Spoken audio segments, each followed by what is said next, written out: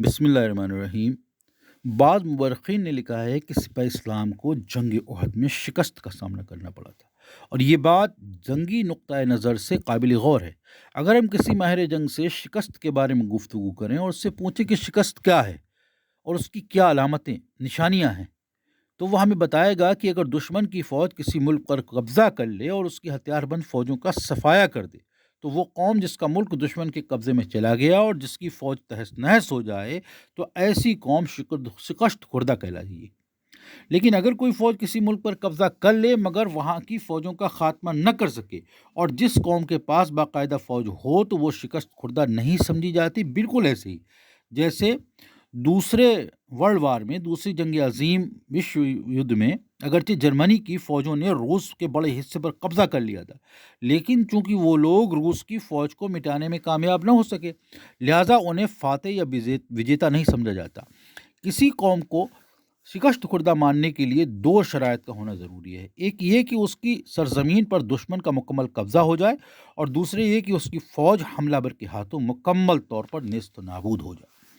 جنگ احد میں مشرکین کی فوج نہ تو مسلمانوں کی ریاست یعنی مدینے پر قبضہ جما سکی تھی اور نہ ہی اسلامی فوج کو ختم کر سکی تھی، گو کہ اس دن مسلمان بدحواسی اور انتشار کا شکار ہو گئے، لیکن اگلے دن دوبارہ منظم ہو گئے۔ اور جیسا کہ ہم بعد میں بتائیں گے کہ جب پیغمبر اسلام حضرت محمد صلی اللہ علیہ وسلم میدان احد سے مدینے کی طرف روانہ ہوئے تو ایک باقاعدہ فوج کی قیادت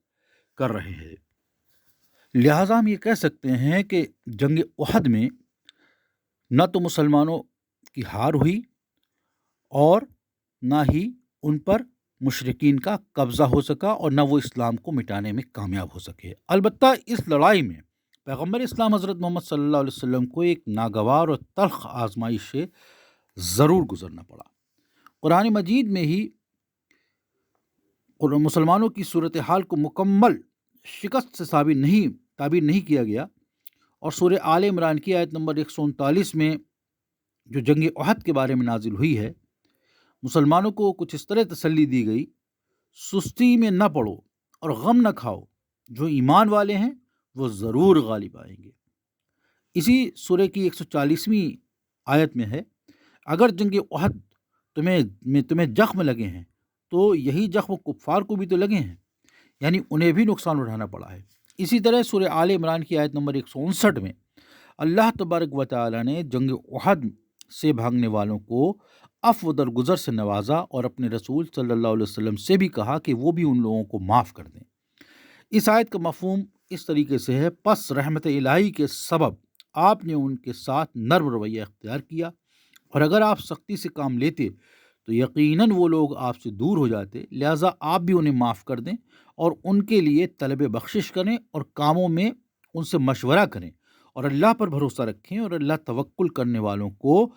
دوست رکھتا ہے۔ اللہ تبارک و تعالیٰ نے اس آیت میں یا ان آیتوں میں، یہ سورہ آل عمران کی دوسری آیتوں میں، یہ جنگ احد کو مسلمانوں کی قطعی شکست نہیں مانا، یہاں تک کہ میدان جنگ سے بھاگنے والوں کو بخشش بھی دی گئی، اور رسول اللہ صلی اللہ علیہ وسلم کو بھی تاکید کی گئی کہ آپ بھی ان کو بخش دیں، ان کو معاف کر دیں۔